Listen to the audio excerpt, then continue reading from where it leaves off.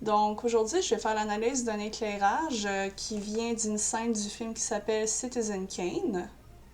Donc dans ce plan, on va voir que dans le film, ça va être en noir et blanc, donc on va dépendre totalement de la lumière afin de savoir qu'est-ce qui se passe.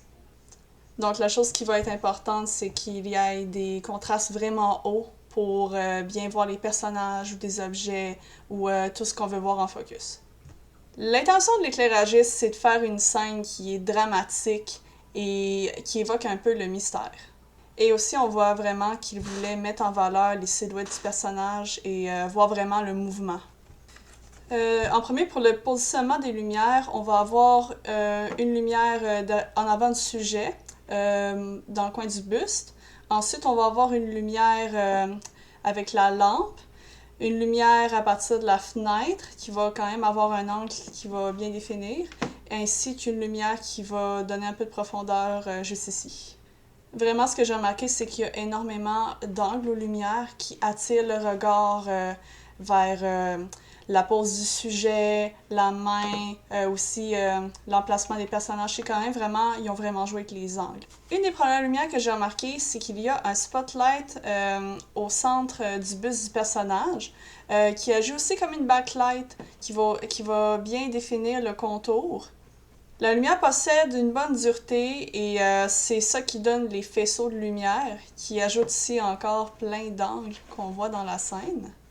Après ça, si on regarde plus bas, on va voir qu'il y a une lampe et d'après ce que j'ai regardé, je pense que ça serait sûrement un quad qu'on a un peu, qui est vraiment étroit, qui illumine en angle le personnage, je trouve vraiment parfaitement.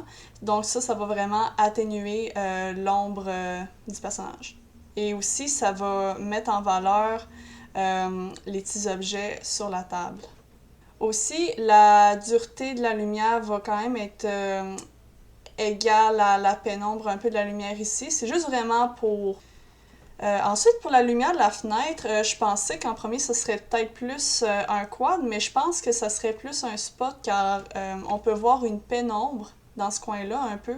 Donc, je pense que c'est juste vraiment un spot qui est fort, puis qui ont mis une pénombre un peu pour atténuer tout. Mais c'est vraiment aussi pour encore diriger l'œil vers le deuxième sujet et bien le démarquer du fond. Ensuite, j'ai remarqué que pour la lumière juste ici à gauche, il va y avoir soit un spotlight ou un quad avec peut-être l'usage d'un drapeau, mais c'est vraiment pour ajouter de la profondeur à la scène. Si je me trompe pas, aussi, il va y avoir une sorte de point light qui agit en backlight pour plus démarquer le sujet, car je vois vraiment une démarcation blanche autour ici. Ou ça pourrait peut-être être la fenêtre.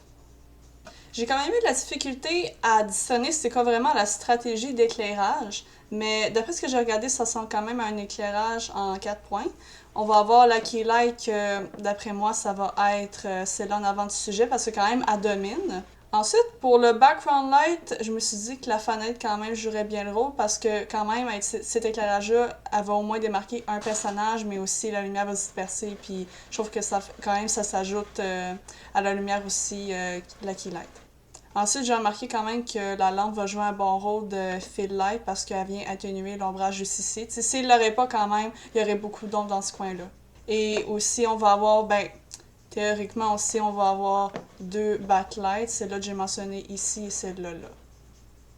Et aussi, une chose que j'ai remarqué, j'ai l'impression quand même que c'est peut-être non intentionnel ou pas, ou peut-être qu'ils ont acheté quelque chose, mais je vois quand même qu'il y a de la réflexion ici qui se passe, donc ce serait peut-être la lumière qui reflète sur le bureau, qui va peut-être un peu aussi illuminer le visage du personnage du bas. Donc tout ceci conclut l'analyse de mon éclairage.